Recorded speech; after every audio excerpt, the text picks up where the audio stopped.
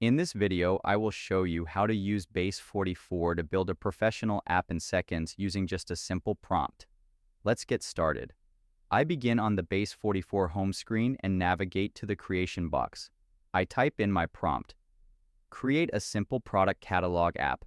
Show a grid of 3 product cards, each with an image placeholder, product name text, and a blue purchase button. Once I'm satisfied with the description, I click the arrow to start the build. The AI immediately gets to work, and I can follow the progress in the side panel. It starts by designing the website layout, and then moves on to generating high-quality product images for headphones, a smartwatch, and earbuds. Next, it writes the necessary code, including the styles, tailwind configuration, and the catalog components. Base44 has generated a brutalist minimalist product catalog featuring high-end tech items. Finally, I click the Publish button in the top right corner. I set the visibility to public and click Publish App.